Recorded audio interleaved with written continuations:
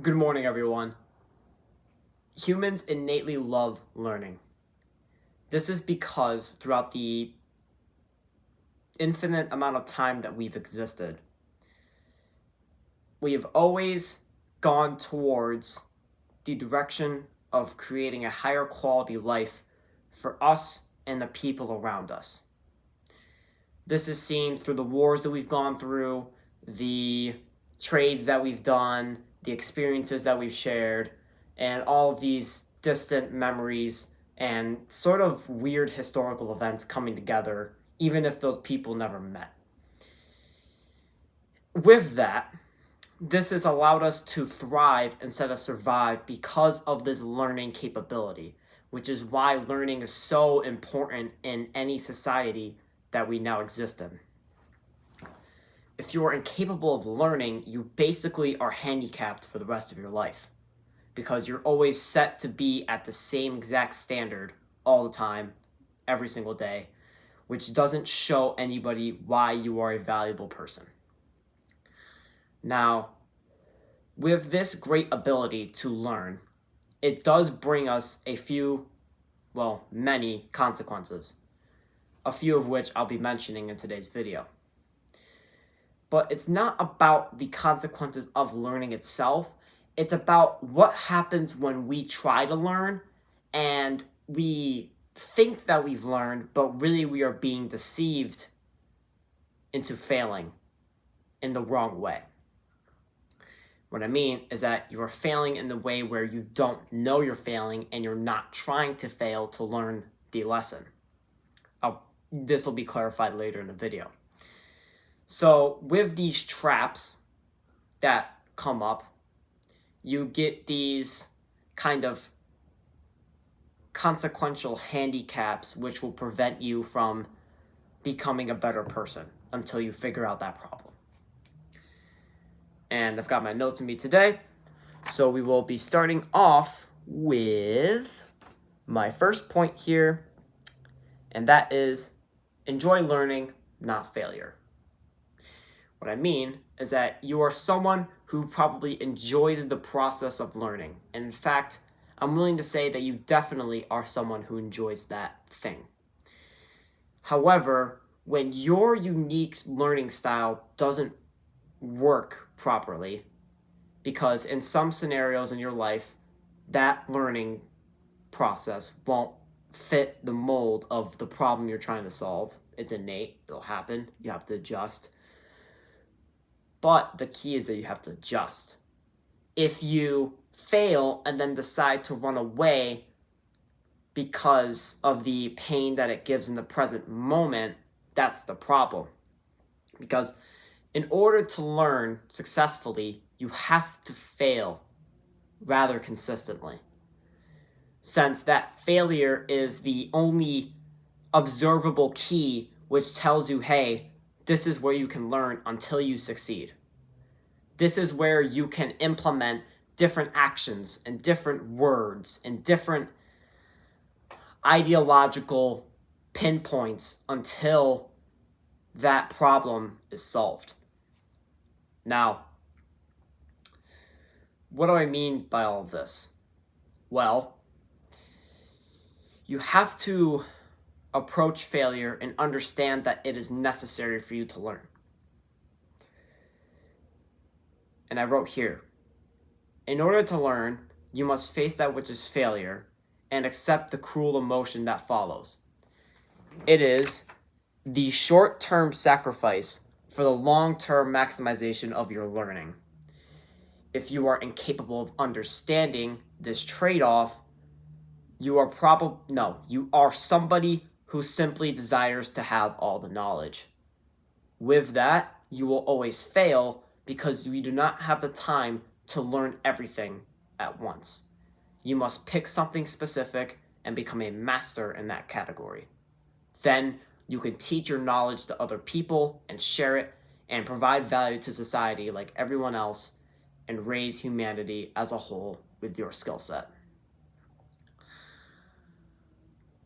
That way, when you are taking on the challenges, you will understand that failure is the thing that you need and rather it is the thing that will help all of us in sacrifice of a simple emotion in a present moment that only you can truly feel. Now, I want to point out one loophole which people will try to use to get out of this. They'll try to say, oh, well, if I don't do anything, then technically I'm failing, so therefore I must be learning, right? Now, obviously, you are not learning if you don't try. What I mean here is this doesn't give you the right to not try and claim that you are still learning, although inaction or sloth are by far the very worst form of failure. That is because inaction has a consequence as well as actions. And with your inaction, you will fail and not learn anything. And that is the wrong kind of failure. The right kind of failure is when you take an action, it doesn't work your way, and you have to adjust to how reality works. Enjoy learning. Failure is what's needed. Now, my second point of today's video is how to gain internal motivation. For this point, I'm going to read off of this essentially script because these points need to be very clear in order for you to understand them. So excuse me for a moment. If you are someone who is unmotivated to learn, or someone who hasn't formed the habit of learning, this is for you. There are actually two distinct kinds of motivation. One type is external motivation, which is more common, but it's when you go to social media or some external source to fuel your learning capabilities. Solely using external motivation is flawed for many reasons. Number one, you damage the dopamine signals which should be given through internal motivation, eventually making you feel like shit at best. How does this happen? Well, if you've ever watched Dr. Andrew Huberman, he explains it beautifully, but if not, just stay here. I'll explain it to you just fine. When you are going on social media, you're essentially looking for dopamine. You're looking for a hint of excitement, of joy, of that sense of hell yeah. That sense of let's go and do that thing, because that is what dopamine does. It allows you to focus. And as you're searching for that thing, when you finally find the thing that really hits your emotional chord, we'll say, your dopamine goes way up like this. But shortly after, it dives right back down, but it goes, this is the important part, below the baseline which you started at beforehand. So now instead of your dopamine levels averaging here, they're now averaging here, making you more depressed, literally, and less able to focus, literally, on a biological level. Or neurological, apologies. So now that we understand that, point two of internal motivation and the external portion is that this motivation doesn't tie into who you are fundamentally, leaving you stranded when you need to get something done because you know that you could care less about the work that you're doing. Now, how does the work have to relate to the motivational video? Well, the motivational video is detached from your work. And going back to my previous point, with this dopamine spike, what will happen is that you will associate the dopamine with the video and not the task. When you are doing the task and you get that dopamine, that is where it associates. You cannot have a middleman to go in between the state of not doing action to going towards or doing the action. you have to feel the emotion while doing it, not before or after. Then your brain will adjust and realize that that's the thing you want to do. So that way you feel that sense of purpose, autonomy, and challenge, which are the three critical points of internal motivation we will be going into in a moment. However, when it doesn't associate with your work, it makes the work feel pointless compared to going back and watching the motivational video. Therefore, when you think you're going to go and work, you won't because you don't feel like it.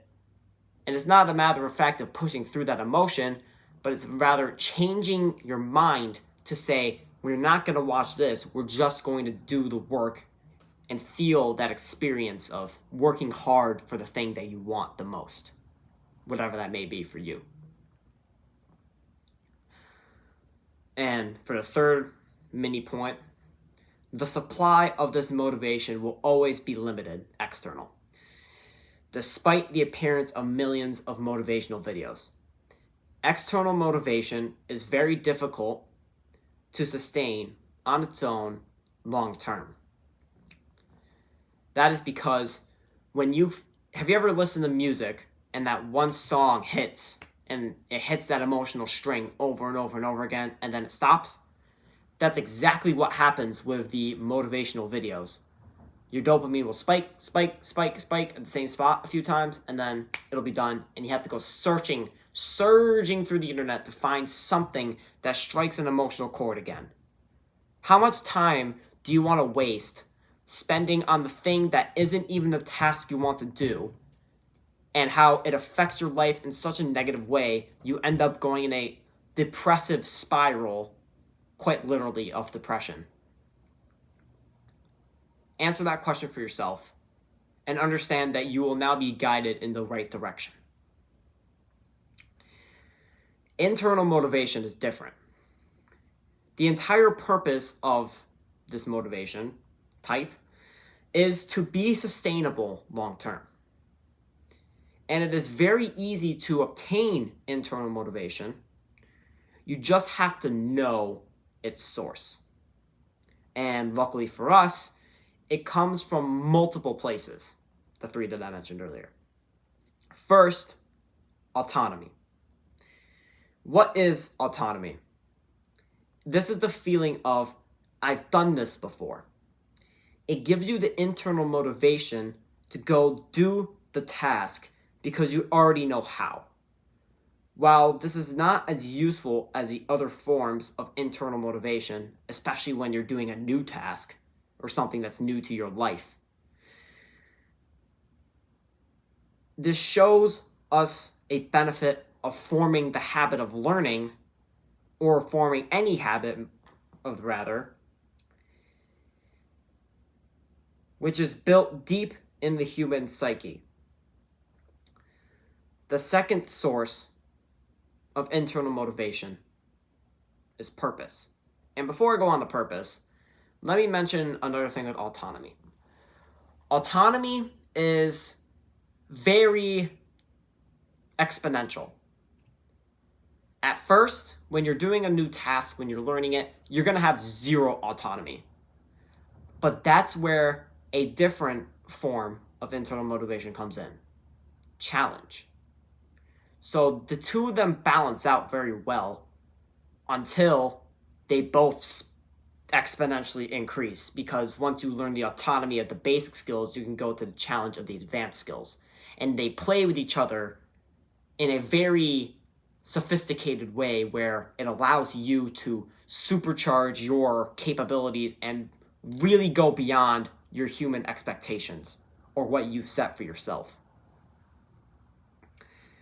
Now coming back to purpose. This is the feeling created when you're aware that your actions are beneficial or even less harmful to humanity as a whole. This feeling will come to you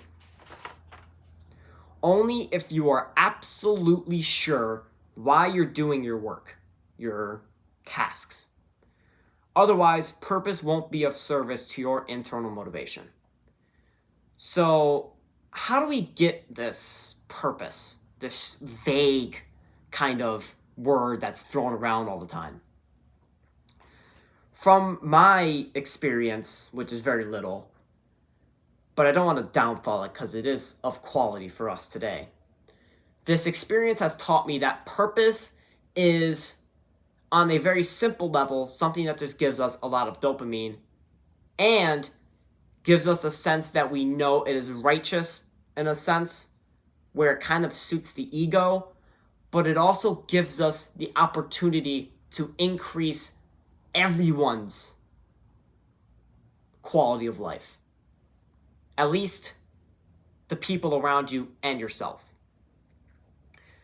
It's why making money as a general topic is very, very valuable to people.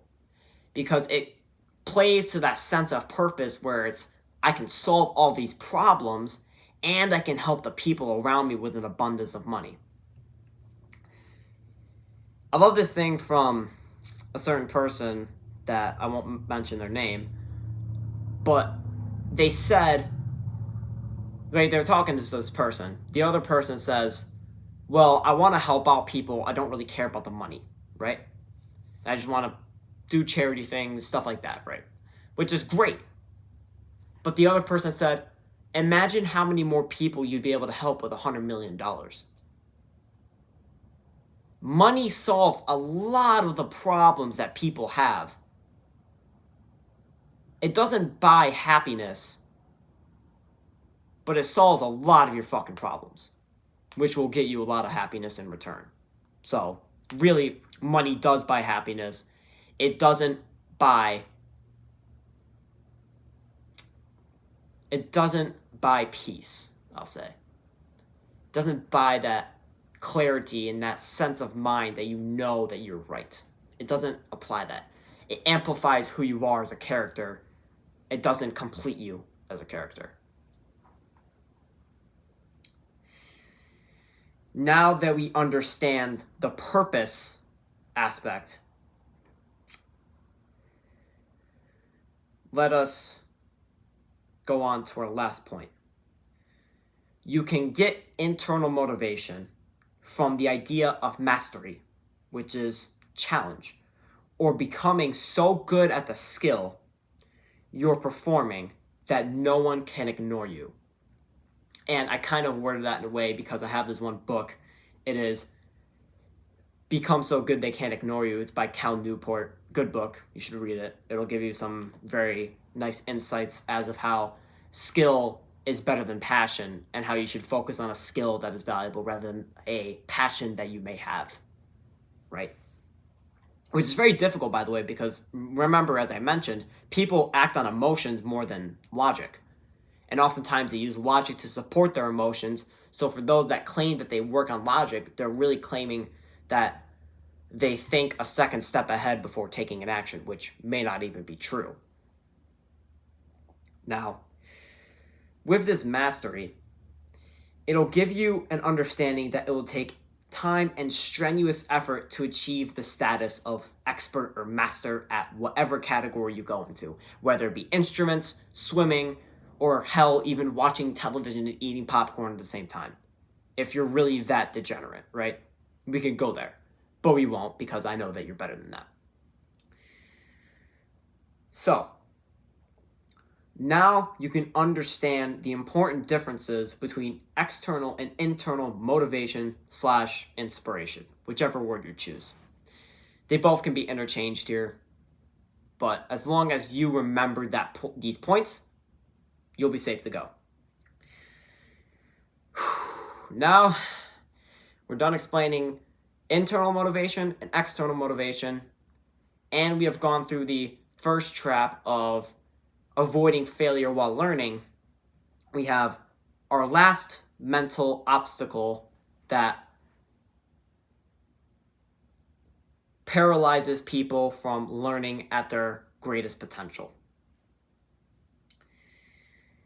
But the thing with this is that many people will be able to accept the first two things that I already mentioned.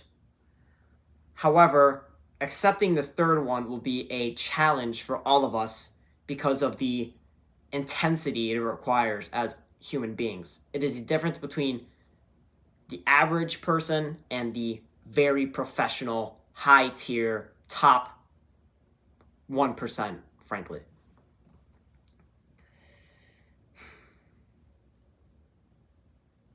You cannot learn if you're not taking action with your knowledge.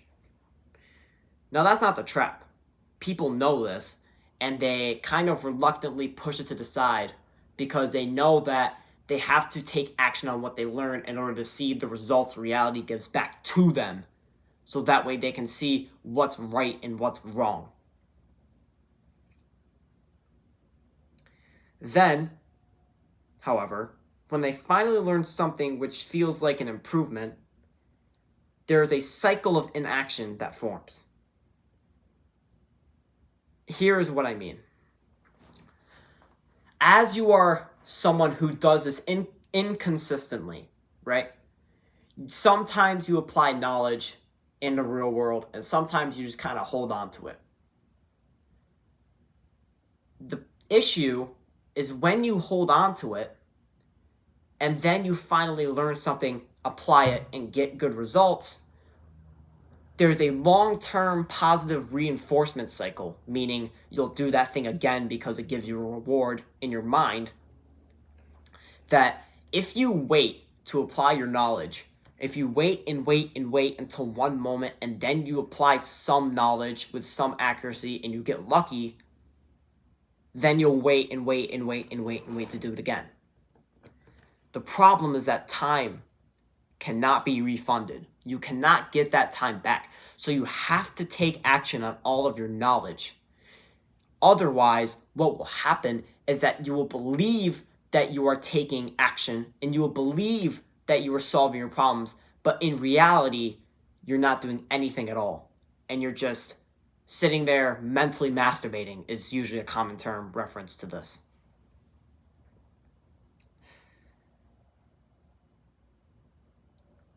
Now, this will only be a trap for some people, which, to admit, I have fallen into, which is why I want to help you to avoid it, because it is a very dangerous trap. All you have to do to solve this is create a habit of taking the necessary, singular, most important task and do it. Okay? For me, I don't focus on changing the banner of my YouTube channel. I focus on recording the video, getting the script down, and getting the words accurate and concise enough so you can understand and follow along and learn the lessons that I'm trying to teach you. You don't have to be perfect. You only get better if you do the thing you want to be great at. You have to try and try and try and try and try again. And you have to keep doing it consistently, even when you get 4 views on a video, even when you get 500 views on a video. You have to keep doing it because this is the purpose part for me. Because not only am I just sitting here, I could say that I'm sitting here and just recording a video and talking to a camera, which in a broad sense I am. What I'm doing specifically, however, is I'm honing in my mind so that way I can develop myself to where I can coherently and concisely display my ideas through stories, through words, through descriptions to the entire world. Or rather, to the people that need to hear the message the most. The ones that are trapped in a cycle of doom and negativity and self-doubt. Those are the people that I really want this message to reach to, because that will give them the knowledge they need so they can activate the other part of their brain and fucking full force and conquer their versions of the world and conquer the way that they see things and do the things in the way that they want to. Because we now have that choice from the sacrifice that the people before us have made. So why the hell would we sit here and waste that opportunity and die? I would rather be the person that dies at 25 trying to do the things that we have the opportunity to do now, rather than being confined and conformed and be able to die at 70. You get an extra 50 years of torture, or you get 20 years of the best fucking life you could have possibly lived.